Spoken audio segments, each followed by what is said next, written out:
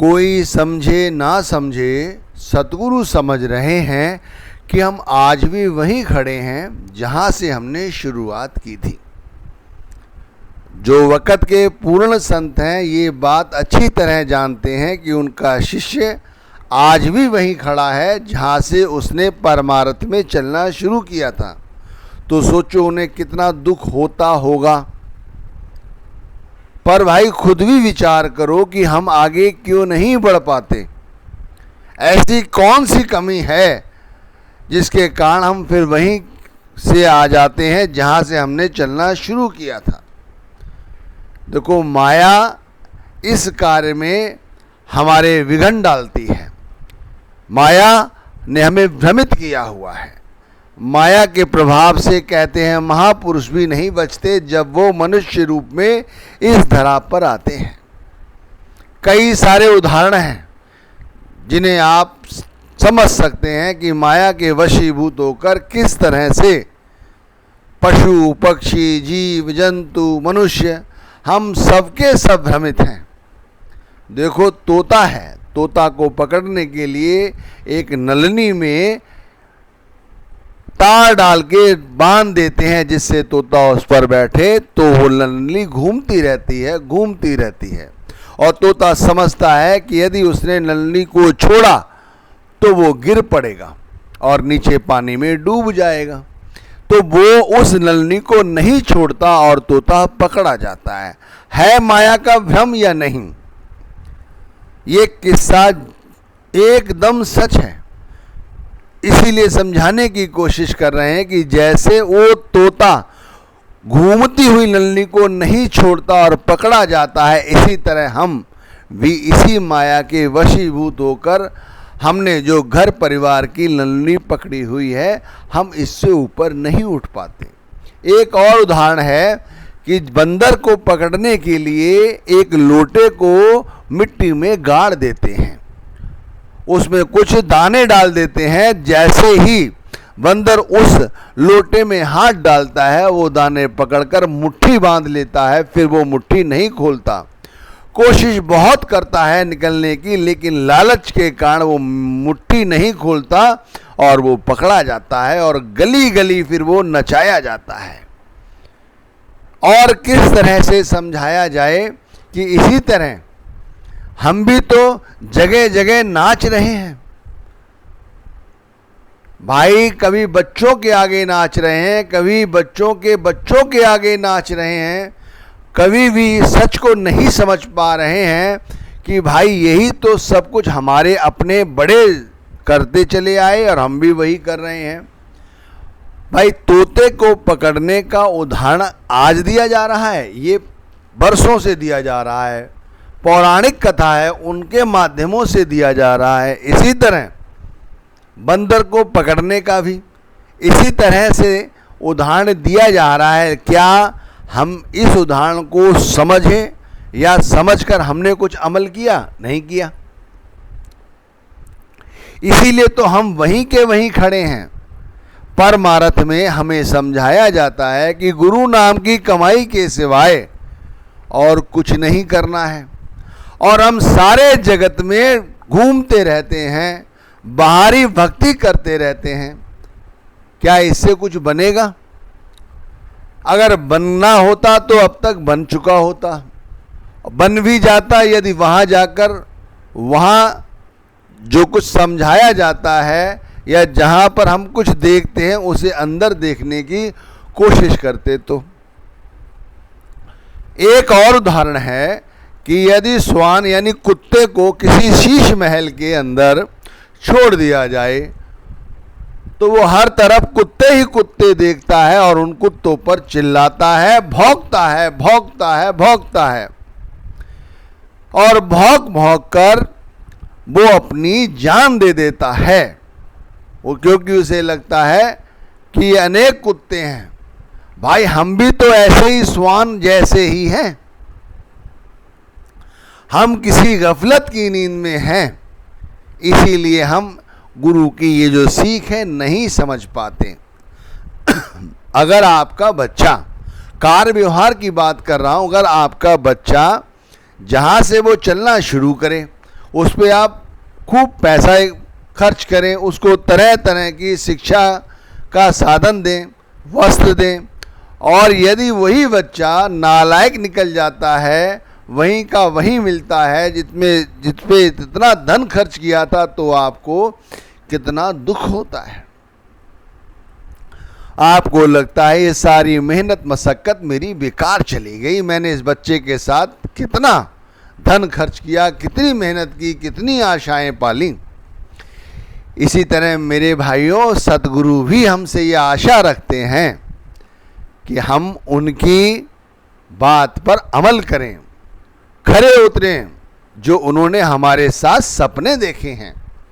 देखो, हम सांसारिक माता पिता हैं तो हम अपने बच्चों के साथ बहुत सारे सपने देख लेते हैं।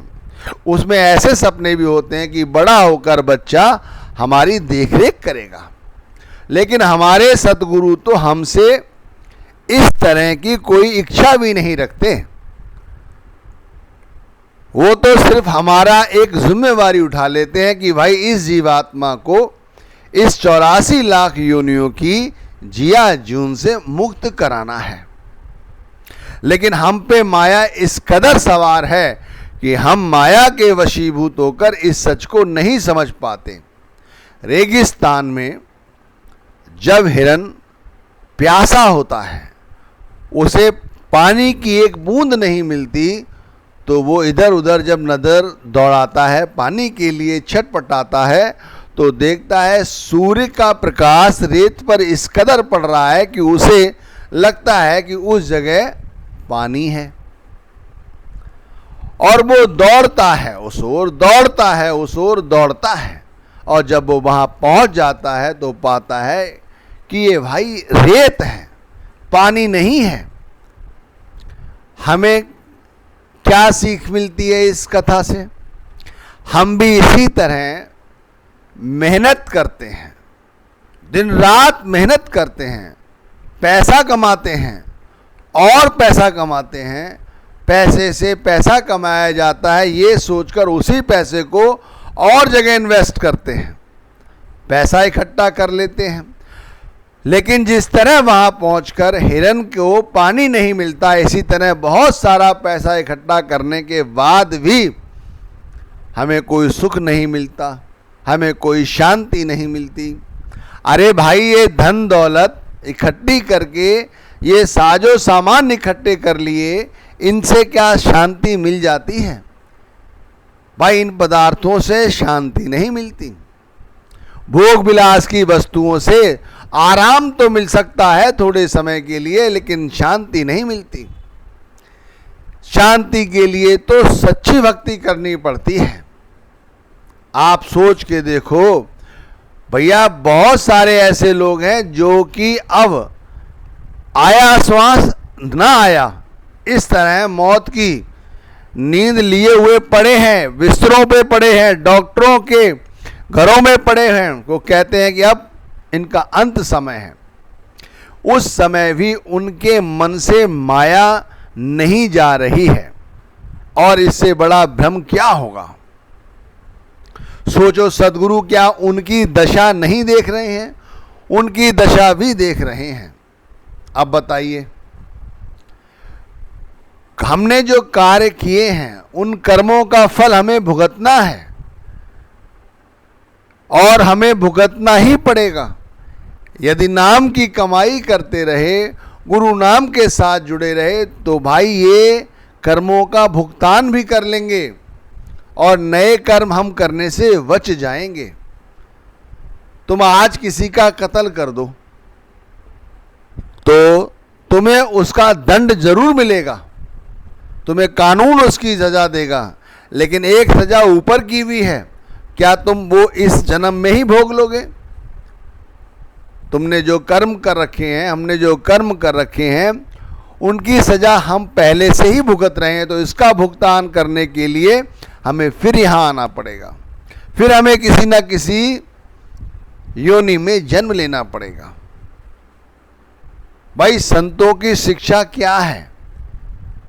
संतों की शिक्षा है, जैसे भी है अपनी आंखें खोलो, सद्गुरु के दिखाए गए रास्ते पर चलो, नाम की भजन बंदगी करो, अपने अंदर उतर के देखो।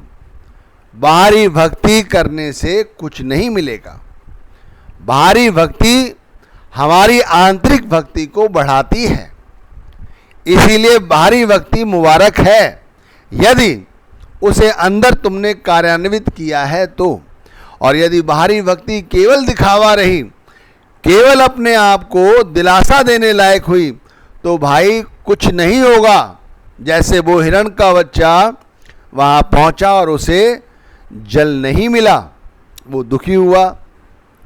इसी तरह हम भी अंत वेले सिर्फ और सिर्फ पछताएंगे और कुछ नहीं होगा।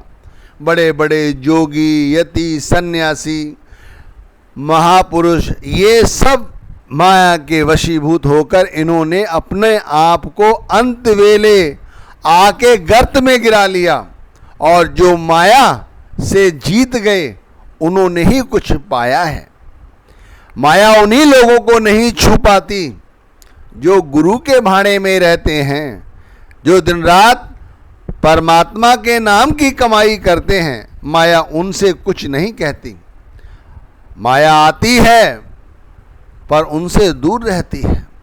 मन चंचल है, इंद्रियाएं मन को वशीभूत करती हैं। मन इंद्रियों के पीछे पीछे दौड़ा फिरता है और आत्मा तो निस्सहाय पड़ी रहती है। भाई गुरु का कथन सिर्फ इतना है कि जागो, अब भोर हो गई है। इससे पहले कि शरीर रूपी वस्त्र को छोड़कर आत्मा यहाँ से चली जाए और हमारी शाम हो जाए, हमें उठ जाना चाहिए। गुरु के नाम की कमाई में लग जाना चाहिए। माया के अस्तित्व को समझो। इस माया के अस्तित्व को कोई विरला ही समझ सकता है, और विरले हैं हम। हमें नाम मिला है, गुरु ने नाम दिया है। नाम उन्हीं विरलों को मिलता है जिनके धुर मस्तक पर गुरु आशीर्वाद देता है, गुरु नामदान देता है। ध्यान रखिए, पूरे गुरु के पूरे शिष्य होने के बावजूद भी यदि नाम की कमाई नहीं कर पा रहे, अंदर जाके शब्द धुन नहीं सुन पा रहे, शब्द के प्रकाश को नहीं पकड़ पा रहे, तो फिर क्या समझोगे? केवल अपने सदगुरु को दुख ही दोगे और